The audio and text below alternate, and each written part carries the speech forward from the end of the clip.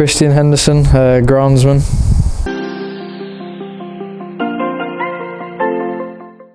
First of all, could you just tell us how you got into the industry?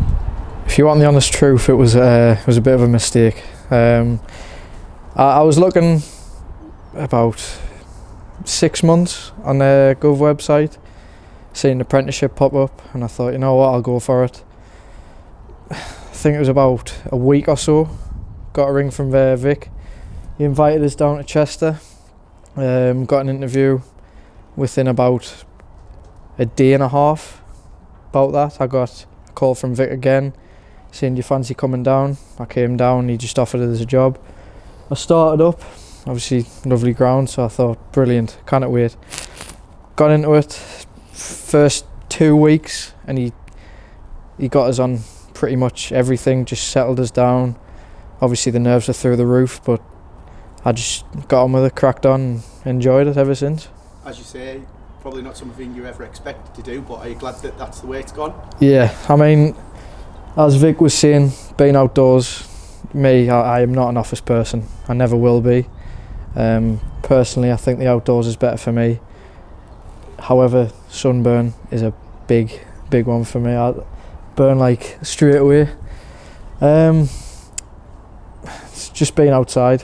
Saying, if I'm on the triple and I look back and I see what it is now and I'm happy with it, I think that's the best part of what it is, what this job is. I'm happy with it. So you've been in Durham a couple and a half years now. What would you say your most enjoyable thing's been so far?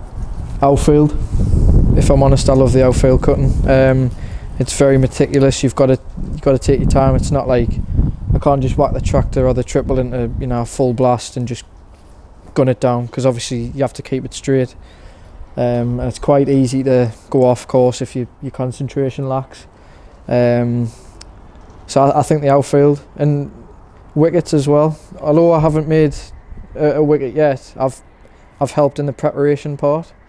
I've definitely enjoyed doing that, because that takes a long time to learn, and it's just a start for me.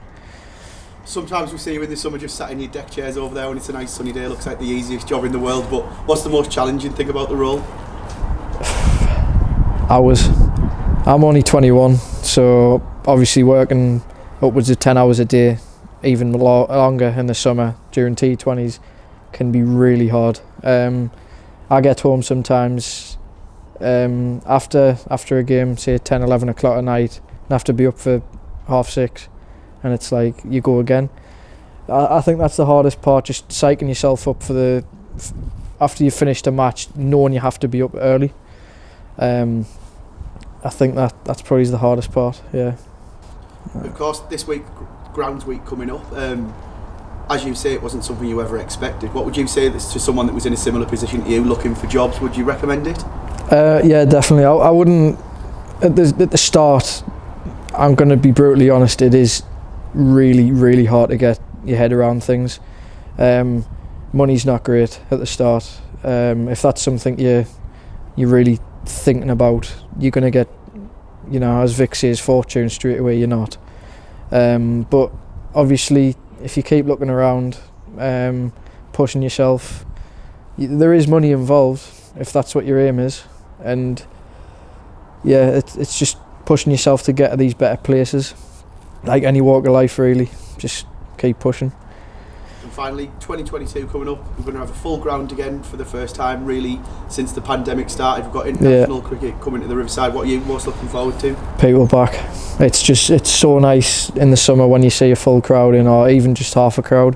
When the sun's blazing down on you, it's like, it is just, at the time when the matches start, through to the end, it's just a free reign to just watch the cricket, have a nice time, talk to your mates, and then when time comes back to work, you're back on it, and it is generally the best feeling ever, because you have the duration of the match to still keep an eye on the game, but obviously you have some free time, and that's what rewards you.